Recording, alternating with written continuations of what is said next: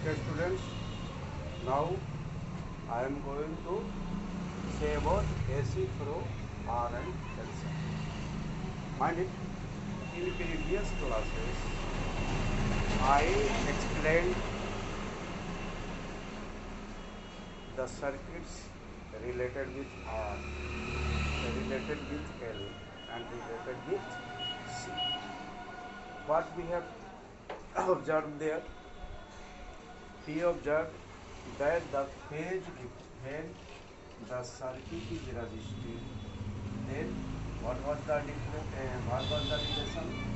Voltage, current and potential drawn across the resistor there is at phase angle 0, and we told it what? We told it in same what? Voltage and current are in same, एक ही phase में है. Phase difference हम क्या देखें? When we studied the resistive circuit, R circuit, purely R circuit, then what we observed? We observed that phase difference between both was finally G, and we told that relation to be in same phase. Voltage and current are in same phase, though phase angle is 0. Now after that we discussed purely L circuit. Okay. Then in L circuit, what we have obtained? We obtained that voltage was leading current. Okay. Voltage was leading current by how much? Pi by 2L. Okay. Then how we showed it? If this is the representation of the EL,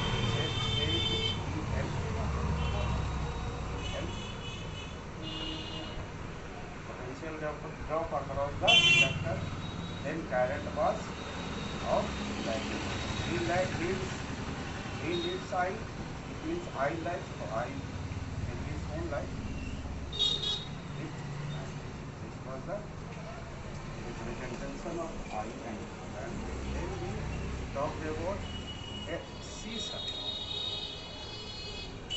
Then if we had taken voltage as a reference, then what we obtained? The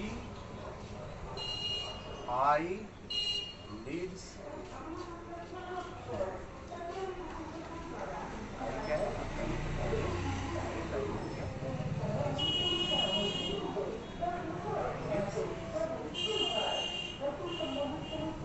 lead means positive angle. Yes, this was the relation. We observed these things in previous lectures. Now we have been given R L circuit. Then है ना, पहले हम लोग क्या थे? हम लोग पहले स्टडी की आर सर्किट का.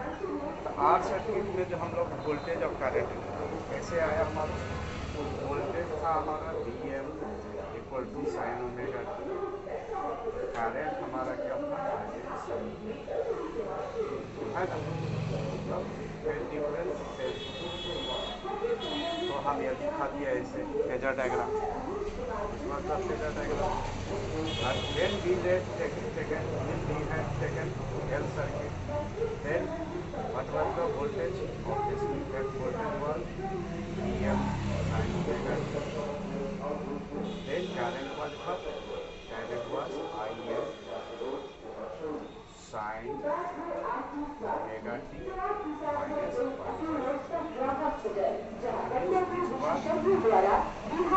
this was light. Minus means light. Current को क्या होता है? Next, when we are talking about dual circuit, then V was again V was equal to Vm sin omega t.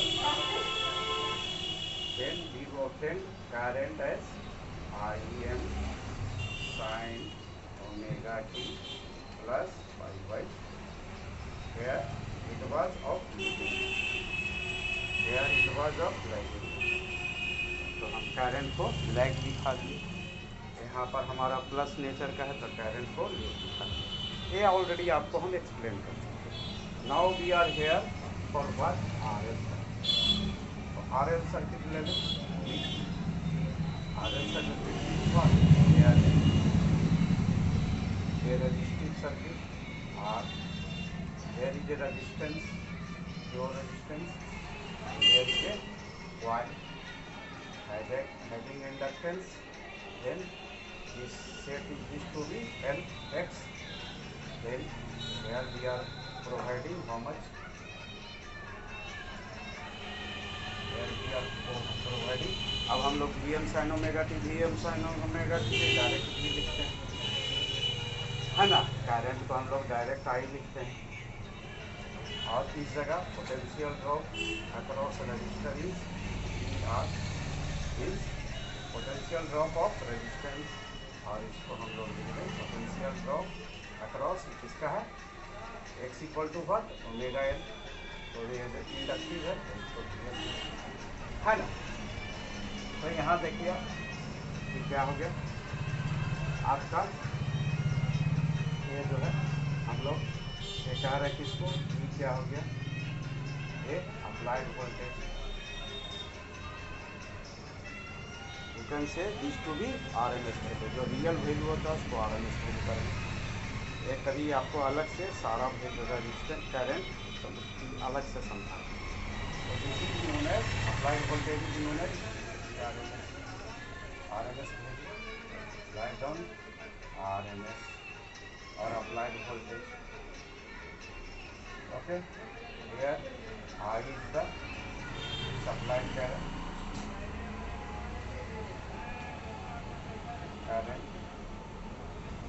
here is what, here is potential drop,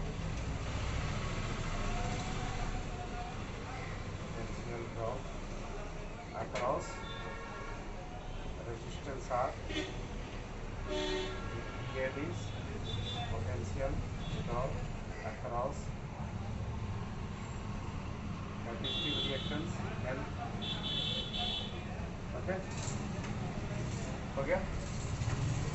Then what we get from the phasor diagram, then the applied voltage, this is the supplied voltage and this is being divided here as two potential drops.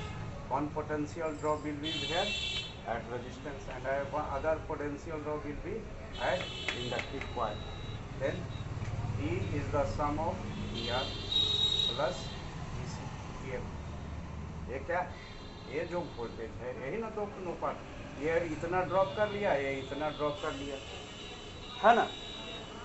तो ये हमारा total sum क्या हो गया, total voltage is the sum of VR plus, now what is the value of VR, VR is what potential drop R into I, okay, and EL is what, its reactive value is X, and this is X L into I, okay.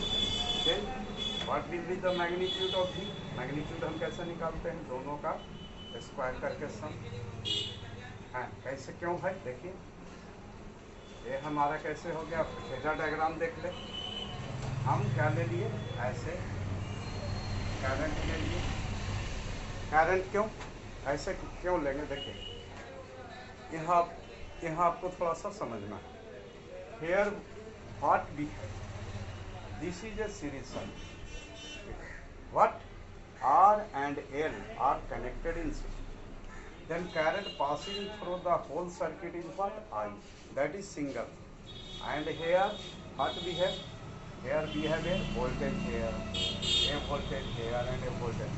It means we have three voltages, V, VR, VR, and current is only one passing through the whole circuit.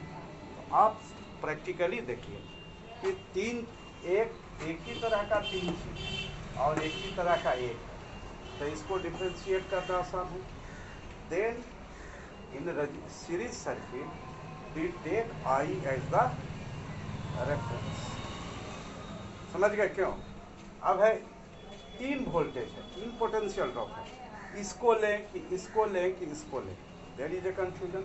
Uh current is only one single, then we take I as the reference.